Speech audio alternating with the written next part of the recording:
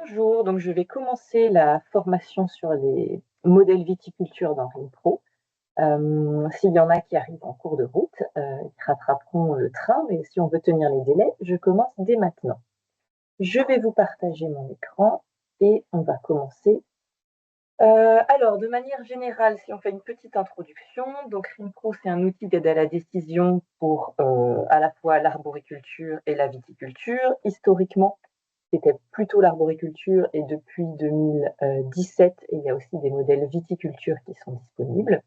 Le but, c'est d'avoir un état des lieux un peu synthétique sur la situation dans son verger et pouvoir du coup rationaliser ses traitements et ses interventions.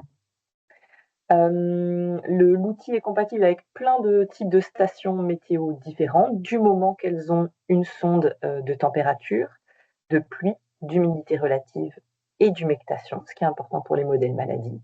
Et à chaque étape, en fait, tous les calculs sont faits à la demi-heure et à chaque demi-heure, on va recalculer toutes les étapes du cycle biologique de la maladie ou de l'insecte en fonction des données météo qu'on a reçues pour la demi-heure précédente.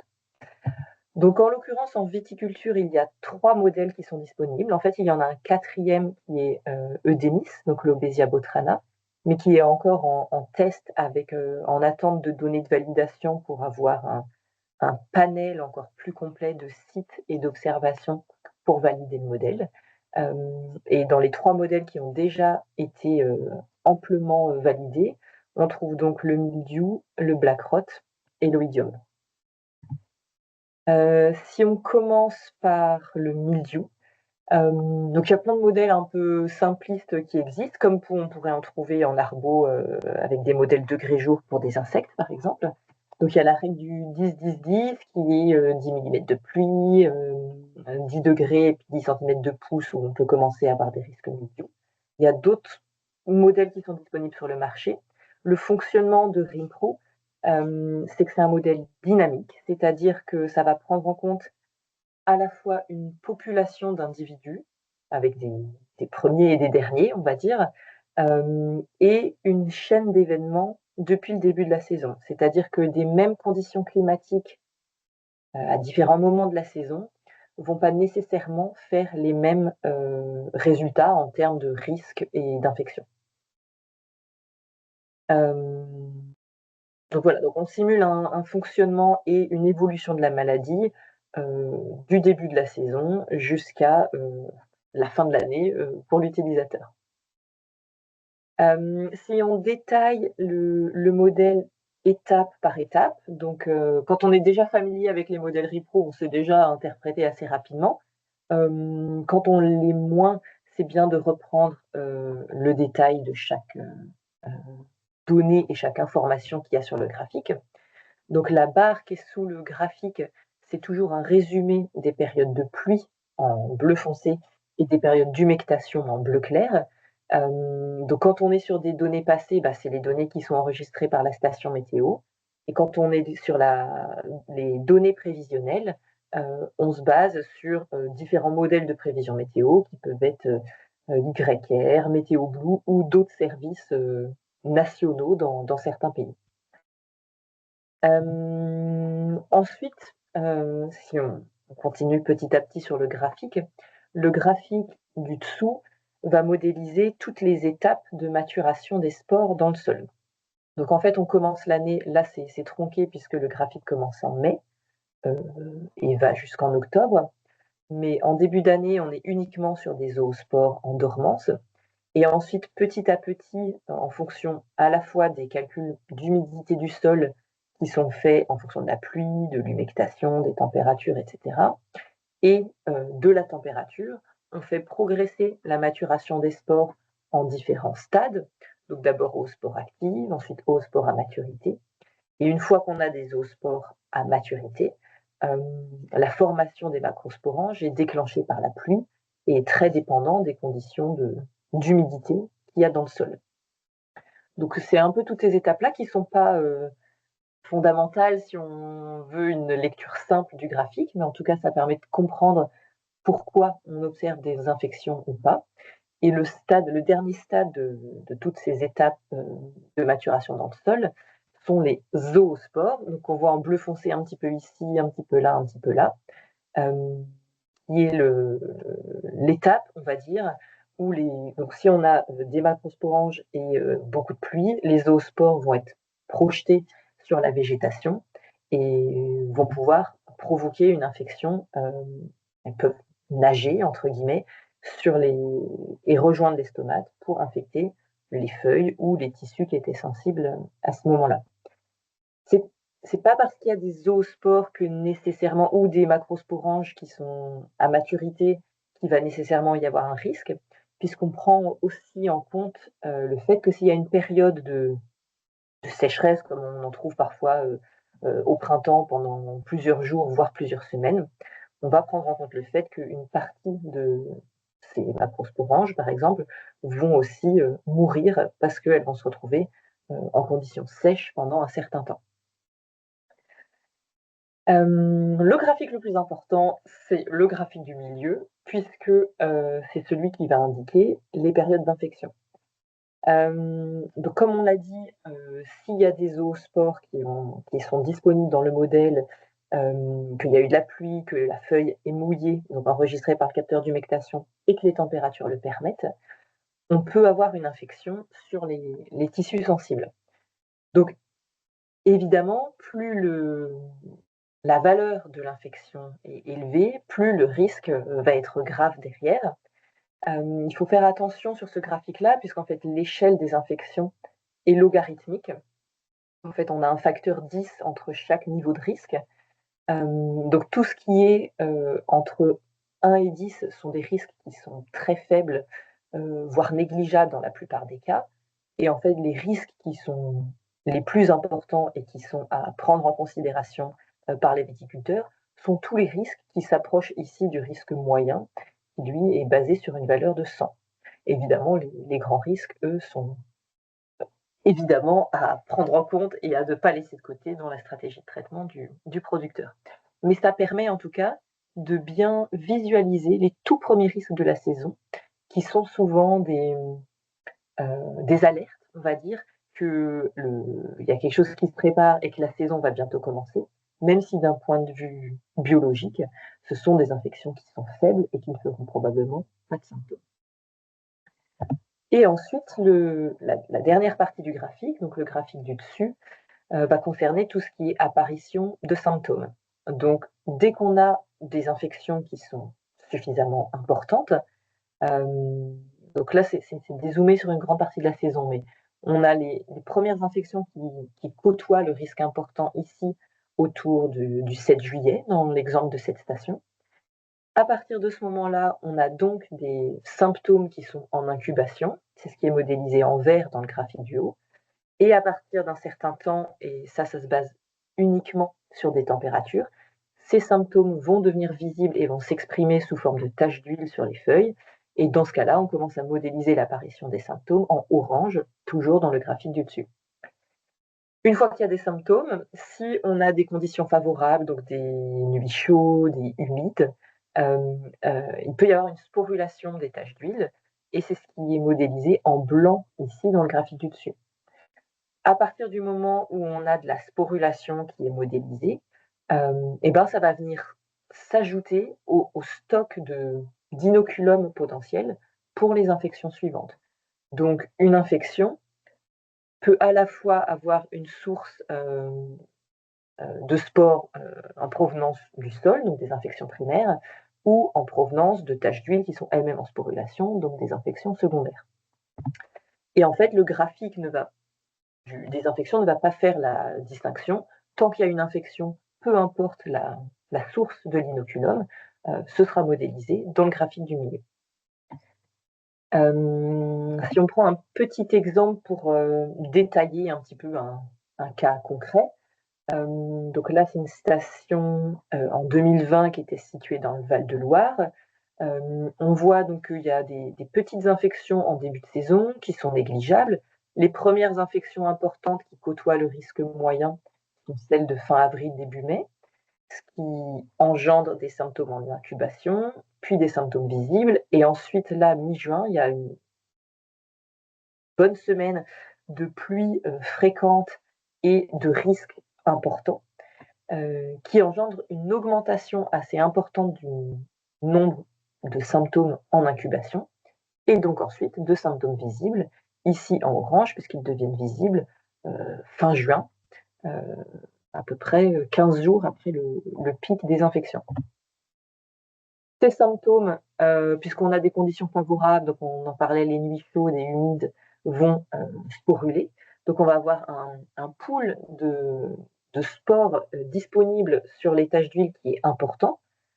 Pour autant, on n'a pas de conditions météo, donc de pluie suffisante et de conditions météo favorables pour provoquer une infection. Donc sporulation importante, mais infection très faible, voire absente, parce qu'il n'y a pas les conditions qui sont favorables pour les infections.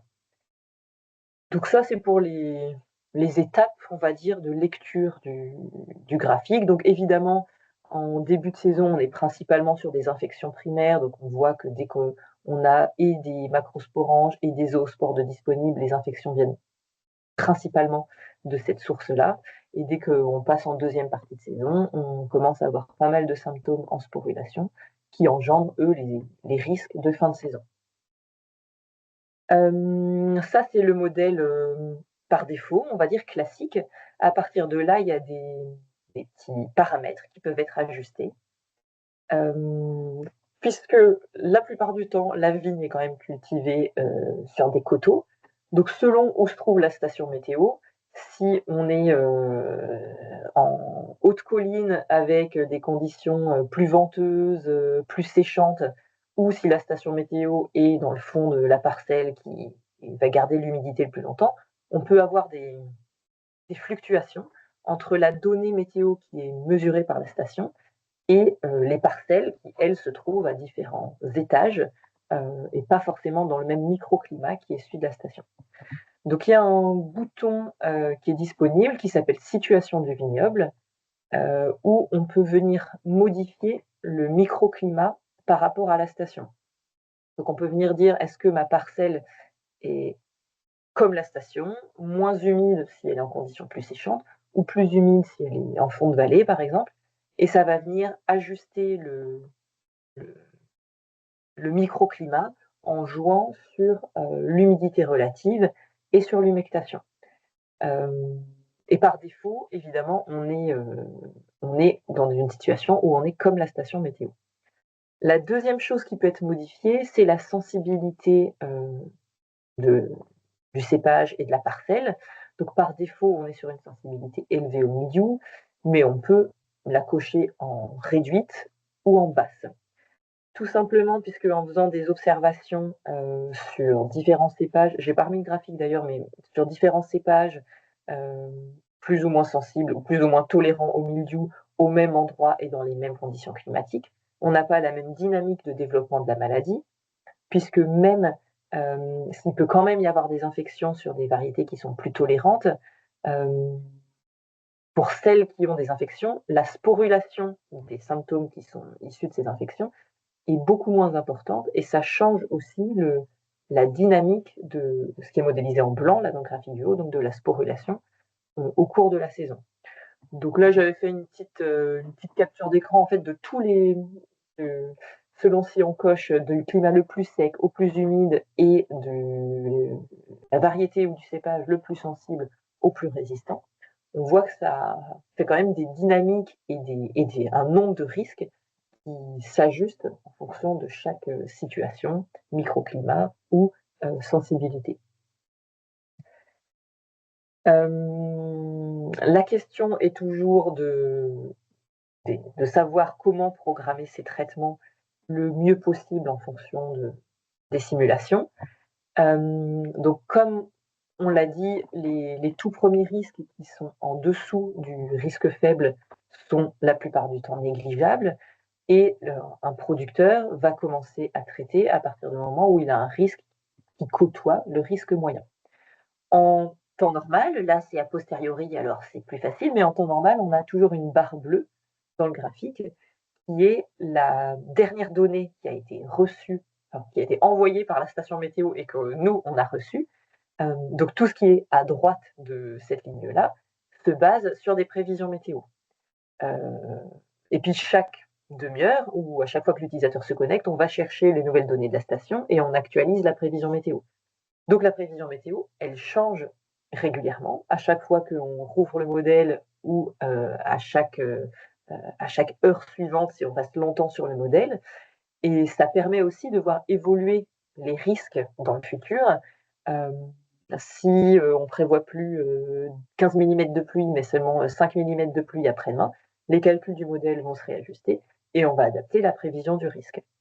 Donc c'est important de consulter régulièrement sa station et de mettre à jour les prévisions météo pour voir comment le risque évolue et adapter sa stratégie de traitement. Le but étant toujours de traiter au plus proche du risque qui est annoncé pour pouvoir limiter le développement de la vigne. En gros, ne pas avoir de feuilles supplémentaires entre le traitement et le moment où il y a le risque, si on veut pouvoir couvrir correctement toute sa végétation. Donc, pour le modèle milieu, il y a un module traitement qui existe et qui est disponible.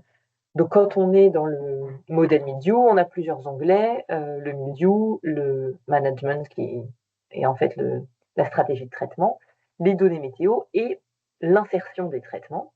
Donc, quand on est dans l'onglet traitement, la première partie, ça consiste toujours à créer ses parcelles ou ses champs. Donc, comme il y a aussi des modèles arbaux, on peut créer ou des vergers ou des vignobles. Et on peut en ajouter au moins une trentaine de parcelles différentes. Donc, c'est assez. Ouais, c'est pas trop restrictif. Donc, là, en l'occurrence, dans cet exemple, j'ai créé 2 parcelles, une pinot noir et une gamay. Et ensuite, on va dans la rubrique ajouter un traitement. Donc, selon le pays de l'utilisateur, on a une liste de traitements, SAD, traitement / dose autorisée qui s'adapte par pays et par culture. Donc là, en l'occurrence, si l'utilisateur est en France, on aura uniquement une liste de produits en France et de doses efficaces. Donc on choisit la date et l'heure du traitement, le produit. La dose est sélectionnée automatiquement et on peut la modifier si on en met un petit peu plus ou un petit peu moins. Et on coche les parcelles qui sont traitées.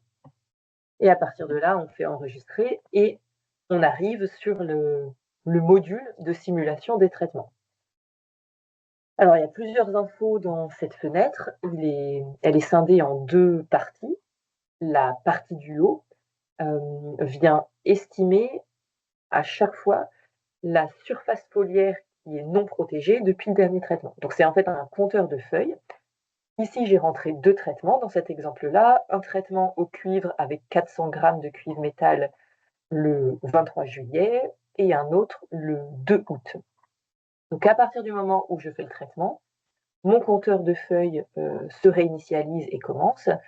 Et on se rend compte qu'entre le premier traitement et le deuxième traitement, on a donc chaque ligne horizontale correspond à une nouvelle feuille. Donc on a 1, 2, 3 et 3,5, 4 feuilles qui se sont développées depuis le dernier traitement et depuis la dernière application de cuivre. La deuxième information, c'est la couverture fongicide des produits. Donc les calques gris qu'on voit ici et qui viennent se doubler par-dessus les infections, c'est la couverture fongicide qui évolue en fonction de la pluie, puisqu'à chaque fois qu'il pleut, ça va venir lessiver une partie du produit de contact qui a été appliqué, et en fonction de la croissance des feuilles qui, d'une certaine façon, vient diluer le produit qui avait été initialement appliqué. Donc dans cet exemple-là, à chaque fois, il y a 3 couleurs de gris qui prennent en compte 3 étages foliaires différents ou 3 âges de feuilles au moment du traitement. Puisque évidemment, plus la feuille était vieille ou en tout cas avait atteint sa surface finale, moins la diminution du produit liée à la croissance de la feuille va être rapide. Par contre, si au moment du traitement, on avait une feuille, c'est les feuilles qui sont proches de l'apex, qui était, je sais pas moi, à 10% de sa surface finale, et ben évidemment, en l'espace d'une semaine, il va y avoir une augmentation de sa surface qui est plus importante. Et donc, la couverture fongicide diminue plus rapidement pour les feuilles jeunes que pour les feuilles «âgées» entre guillemets.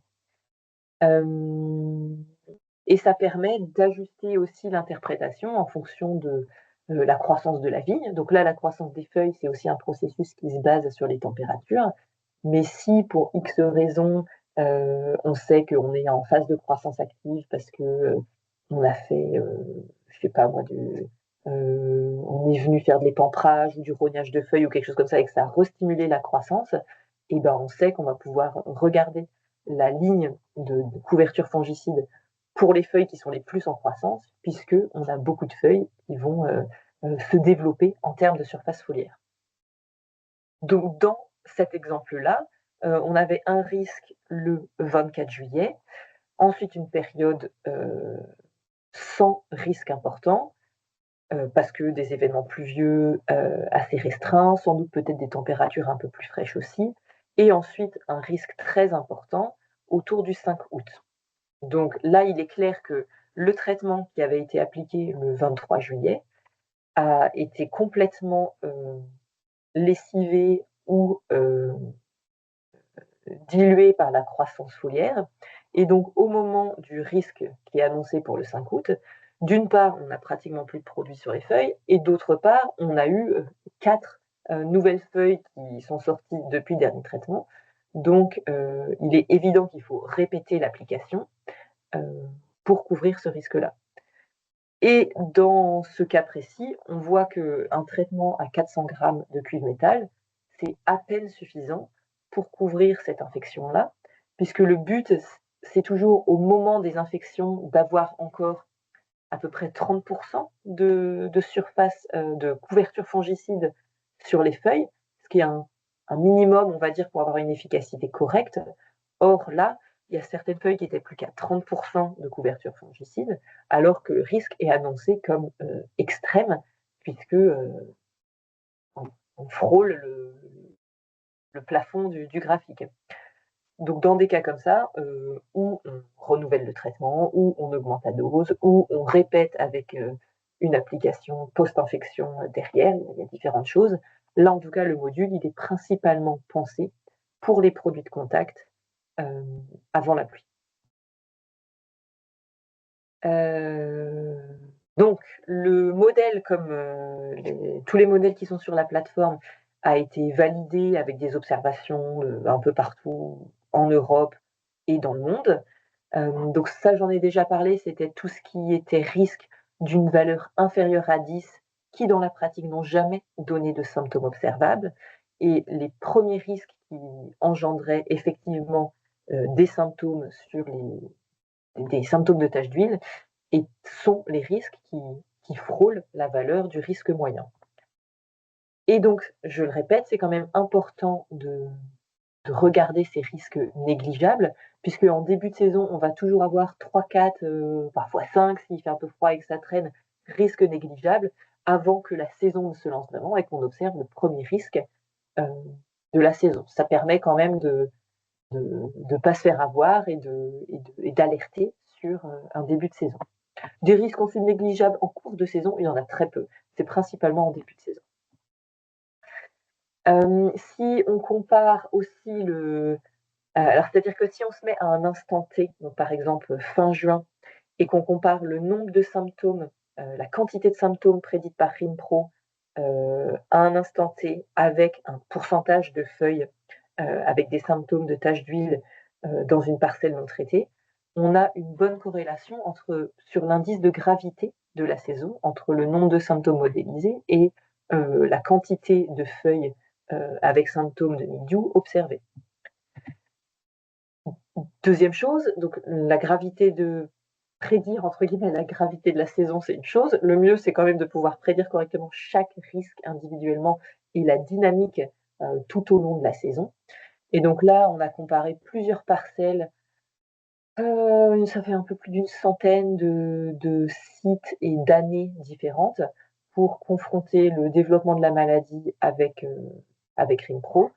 À l'étranger, mais aussi en France, puisqu'on avait refait un travail avec les chambres d'agriculture en 2020 et en 2021. Et on a bonne corrélation entre les symptômes prédits et les symptômes observés dans les parcelles. Le Qu'est-ce que je voulais dire? Non, je vais m'arrêter là pour le mildiou. Hem, En tout cas, s'il y a des questions sur le mildiou, je peux y répondre maintenant. Hem, Sinon on peut avancer, un petit peu plus. Il y a en ce moment des projets de recherche qui sont en cours sur tout ce qui est, résistance justement de certaines variétés au mildiou et de voir exactement comment ça se transcrit d'un point de vue biologique sur, la tolérance aux infections, sur la sporulation, on en a parlé et cetera. Voir s'il y a des paramètres, des nouveaux paramètres à ajouter au modèle. En tout cas, pour le moment, tout ce qu'on a pu faire sur différents niveaux de sensibilité, était toujours globalement satisfaisant. Ah oui, si je me rappelle ce que je veux dire. Donc c'est un modèle, à contrario du modèle tavelure, par exemple, qu'il peut y avoir en arbo.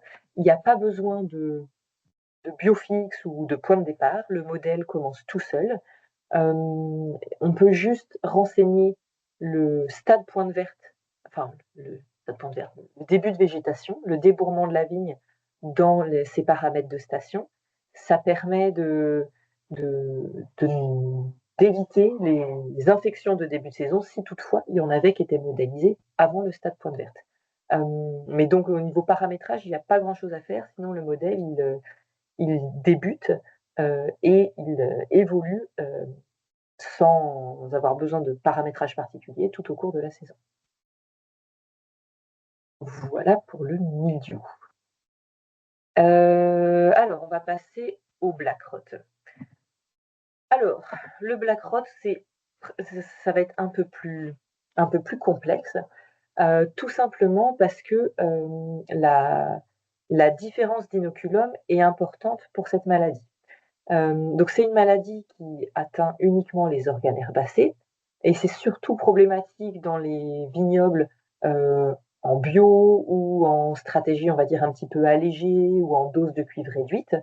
Parce que si au départ on est plutôt sur un inoculum de type ascospore, dès qu'on laisse, un petit peu traîner les choses, on peut vite passer sur un inoculum de type conidie, et dans ce cas-là, la dynamique, on va dire, de l'évolution de la maladie change un petit peu. Pour cette maladie-là, l'inoculum perdure d'une année sur l'autre et se conserve ou, dans des fruits momifiés ou dans des lésions et parfois même sur le sol. Donc dans le modèle, on va distinguer un petit peu 2 types de vignobles. Les vignobles à inoculum élevé, où là, on peut supposer que l'inoculum, c'est des ascospores, mais c'est surtout des conidies. Et on va voir que les conidies, les risques commencent beaucoup plus tôt et se terminent aussi beaucoup plus tard. Et donc l'utilisateur va devoir se baser principalement sur cette information-là pour déterminer quand est-ce qu'il y a des risques. Évidemment, ce qui est le plus important, c'est la prophylaxie dans ce cas-là, pour diminuer le plus possible l'inoculum en évacuant tout ce qui est fruits momifiés, tout ce qui est lésions, heu, avec des fructifications pour baisser au maximum l'inoculum. Et dans le deuxième cas, pour les vignobles où la maladie est encore, pas trop développée et où on considère qu'on a un faible inoculum, dans ce cas-là, on peut considérer que c'est principalement dû à des ascospores et c'est là-dessus qu'on va se baser pour estimer les risques dans la parcelle. Le modèle, il est construit exactement de la même façon que tous les autres, modèles maladies dans RimPro. Donc on retrouve toujours la barre avec, sous-graphique avec l'humectation en bleu clair et la pluie en bleu foncé sur des périodes, d'une certaine durée. Donc là, c'est très dézoomé, c'est dézoomé sur une année complète, 1er janvier, 31 décembre. On aurait pu zoomer un petit peu plus pour voir un peu plus en détail, mais c'est pas grave, on va en parler de cette façon-là.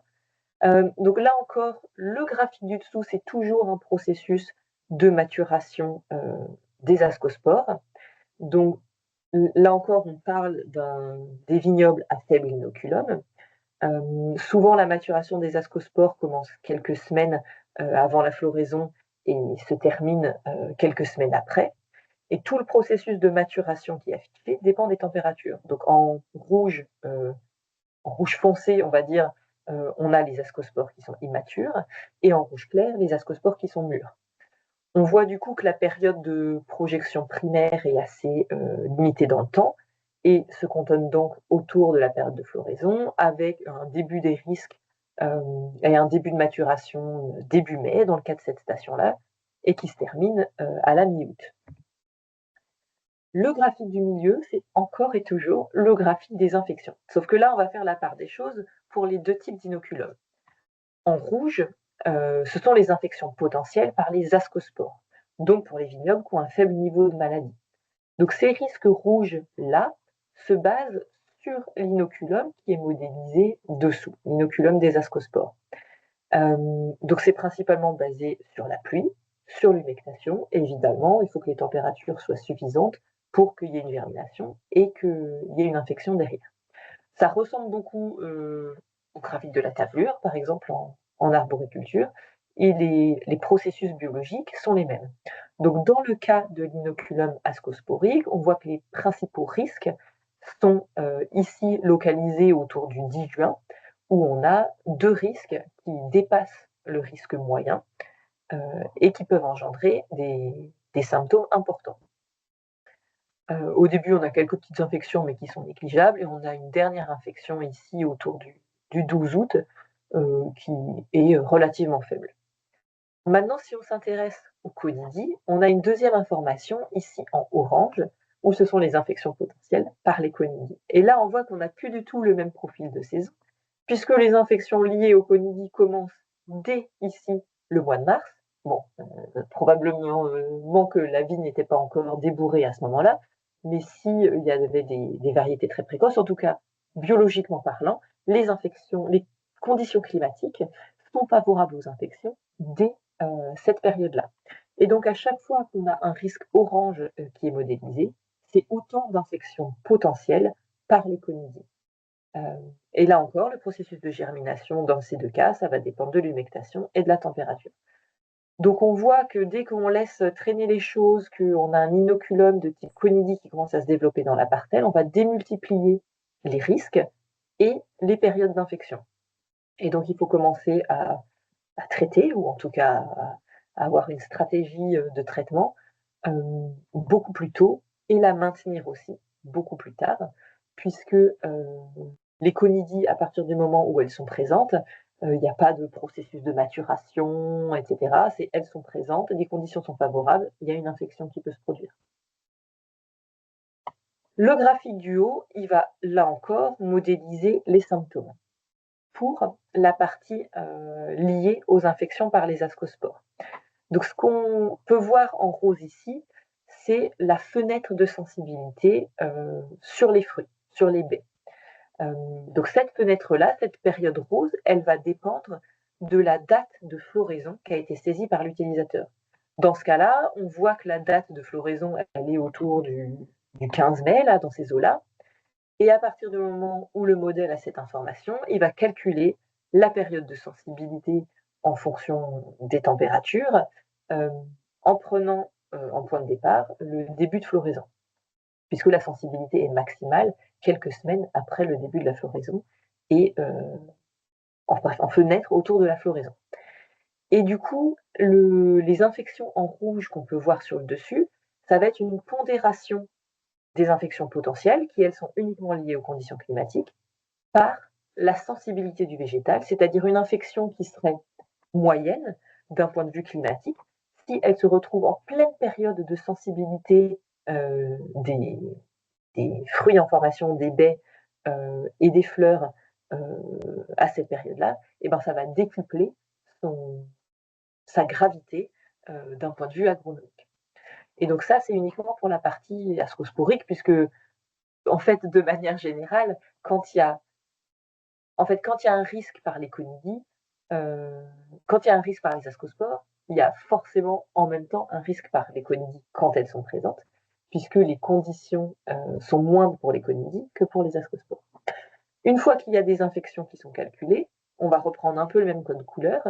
Il y a des symptômes qui vont être tout d'abord en incubation, qui sont modélisés en vert, et après une certaine somme de température, ces symptômes vont devenir visibles, et c'est la zone noire qu'on peut voir ici apparaître avec l'apparition progressive des symptômes liées aux infections qu'il y a eu sur les jeunes fruits. Et l'apparition des symptômes est plus lente sur une baie qui était plus âgée au moment de l'infection que lorsqu'elle était plus jeune. Voilà pour le graphique du Black Rot. L'interprétation ensuite en termes de stratégie, elle est la même que pour les autres modèles, c'est-à-dire que tant que, si on se met dans le cas d'un inoculum de type ascospore, tant que le risque est faible, pas d'intervention. Ensuite, là, on aura la fameuse barre de prévision, et dès qu'on passe sur un risque qui côtoie le risque moyen, à ce moment-là, on intervient avec stratégie fongicide suffisante au plus proche de l'infection. Dans ce cas-là, on voit bien qu'il y a une infection potentielle qui est calculée assez forte. Par contre, quand on regarde la fenêtre de sensibilité, on est en fait au début de la période de sensibilité parce qu'on est assez peu de temps après le début de la floraison. Donc l'infection qui était calculée comme assez importante en fonction des conditions climatiques s'en trouve légèrement réduite puisque le végétal n'était pas encore au stade à sa sensibilité maximale, ce qui vient réduire un petit peu la gravité de l'infection. Voilà pour le Black Rot. Ensuite, on va passer au modèle Oïdium pour terminer sur la partie modèle Viti. Alors, pour l'oïdium, donc champignon qui se développe uniquement sur les parties vertes, sur les parties chlorophylliennes, et développement de l'oïdium complètement à part du développement du mildiou ou du black rot, puisque là, son développement dépend principalement de la température et non plus de la pluie et de l'humectation. Alors, il y a deux formes de conservation de l'oïdium pendant l'hiver, ou sous forme de cléistotès, qui vont ensuite venir libérer des ascospores, ou sous forme de mycélium dans les bourgeons. Pour le moment, jusqu'à il y a quelques semaines, Rimpro modélisait uniquement les infections par les conidies en se basant sur une infection primaire provoquée par des ascospores. C'est-à-dire, on prend en compte le développement des cléistotès, on modélise une infection primaire liée aux ascospores, et à partir de ce moment-là, on a des conidies qui sont en développement pendant tout le reste de la saison, et on va modéliser les infections qui sont en lien avec les conidies. Comme dans certaines zones ou sur certains cultivars, les symptômes qui sont liés à la conservation sous forme de mycélium, ce qu'on appelle les symptômes en drapeau en début de saison, où on voit au moment de l'ouverture des bourgeons, on voit des feuilles qui sont déjà complètement blanches et recouvertes de mycélium, où là, c'est indépendant de la maturation des cléistotès. On a donné la possibilité à l'utilisateur de rajouter ce qu'on appelle un biofixe, c'est-à-dire une date de départ artificielle pour le modèle qui ne se base plus sur le développement des cléistotès, mais qui se base sur l'observation de l'utilisateur, de dire je commence mon modèle mildiou maintenant parce que je sais que j'ai de la sporulation et donc des conidies qui sont présentes qui vont pouvoir faire des infections secondaires. Donc, le modèle se lit exactement de la même façon que les deux autres, humectation et pluie dans la barre en dessous du graphique. Et ici, la sporulation, qui est indiquée comme concentration en spores de l'air, puisque dès qu'on commence à avoir des conidies qui se développent sur les conidiophores, elles sont libérées dans l'air de la parcelle et du vignoble. Ce développement-là est principalement basé sur la température. Par contre, s'il y a des pluies qui sont importantes et suffisantes, ça vient interrompre la sporulation puisque ça vient casser entre guillemets les conidiophores et donc la sporulation est interrompue pendant quelques jours ou quelques temps, bref, en fonction des conditions météo. Une fois qu'on a des spores qui sont dans l'air, si les conditions, surtout de température et d'humidité relative, sont favorables, on peut avoir une infection. Donc là, les infections, toujours dans le graphique du milieu, sont modélisées en rouge.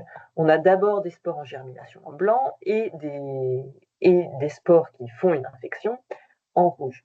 Même principe que tous les autres modèles, évidemment, plus le risque rouge est haut, plus l'infection est grave. Et on voit que ça peut continuer comme ça pendant, une bonne partie de l'année en fonction de la météo. Les informations supplémentaires qu'on va avoir sur ce graphique, c'est 2 choses. D'abord, la période de sensibilité des baies, donc un peu comme, à l'instar de ce qu'on a pu voir pour le black rot, à pas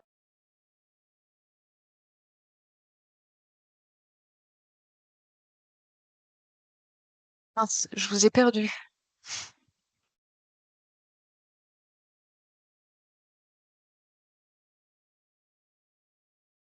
désolée, il y a eu un petit moment où je suis partie, ça doit être ma connexion qui est pas terrible. Je reprends. Donc la partie rose va reprendre comme, pour le black rot, va définir une période de sensibilité des baies, des jeunes fruits, aux infections par l'oïdium. Donc ça se base une fois de plus sur la date de début de floraison qui est renseignée par l'utilisateur. Ça va prendre en compte les températures et on va calculer de cette façon-là une période de sensibilité. Donc les infections qui se retrouvent en pleine période de sensibilité, là dans cet exemple de fin mars à début juin, sont les infections les plus graves puisque c'est celles qui vont venir impacter la qualité des baies derrière. Toutes les infections suivantes pourront provoquer des symptômes uniquement sur les tissus qui étaient sensibles au moment de l'infection, donc des tissus verts, des tissus en croissance, des jeunes feuilles en croissance, des organes chlorophylliens, mais plus les fruits eux-mêmes. Ici, on voit qu'au tout début, on a la fameuse infection primaire par les ascospores qui a été calculée le 5 mars pour cette station-là et cette année-là, suite à un événement pluvieux et de l'humectation, des températures sans doute assez favorables, et c'est ce qui lance les calculs de sporulation pour tout le reste de la saison. Et le graphique du haut, sans surprise, ça va toujours être les apparitions de symptômes, si ma souris veut bien marcher, sinon on va le faire comme ça. Ok, pourquoi tu veux plus de... Bon, ben, on va faire un... Ah, il veut plus avancer. Ouais, je peux. Bien, je ne peux plus avancer, c'est bien dommage. Je suis... Ah, voilà. Je suis pas loin de la fin, ce serait dommage que ça plante sur la fin. Donc le graphique du haut, c'est toujours les symptômes, l'apparition des symptômes qui est modélisée. En faisant le distinguo entre les symptômes sur feuilles en gris clair et les symptômes sur fruits en gris foncé. Donc les symptômes sur feuilles peuvent commencer assez tôt, puisqu'ils peuvent être liés à l'infection primaire. Donc on observe des symptômes sur feuilles même avant de commencer à stimuler des conidies dans l'air. Par contre, pour les symptômes sur fruits, ça va dépendre de la première infection qui est modélisée en période de sensibilité. Et pour cette partie-là, on est là encore sur une échelle logarithmique pour l'apparition des symptômes, ce qui fait que ici, c'est vraiment les tout premiers symptômes qui apparaissent, et après ça augmente beaucoup plus rapidement, mais c'est lissé par l'échelle logarithmique. C'est pour pouvoir mieux visualiser les tout premiers symptômes de la saison.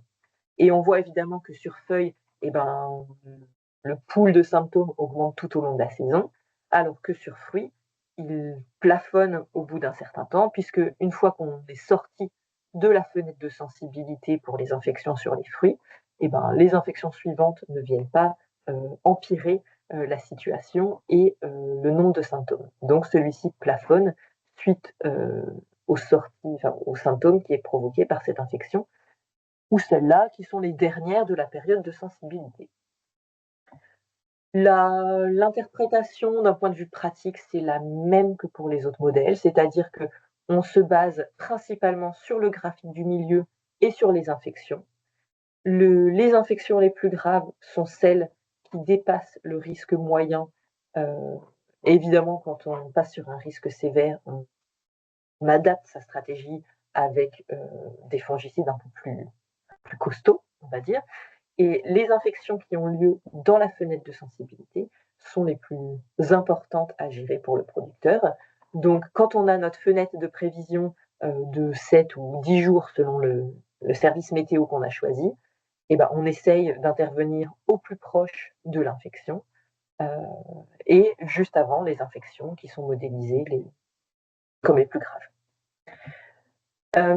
Donc on a parlé de quelques stades phénologiques qui étaient importants à régler pour les modèles, surtout pour le black rot et pour l'oïdium, puisque ça prend en compte des fenêtres de sensibilité. Pour modifier ces paramètres biologiques, je le rappelle, on peut le faire en cliquant sur le petit symbole d'horloge qui est à côté du nom de la station dans RimPro, ou en allant dans Administration paramètres biologiques. Il y a 2 façons de le faire, enfin bref, l'horloge est une méthode et on vient modifier à la fois la date de début de végétation et surtout la date de début de floraison pour ajuster les modèles et faire en sorte qu'ils s'adaptent le mieux à la réalité de la parcelle et du terrain.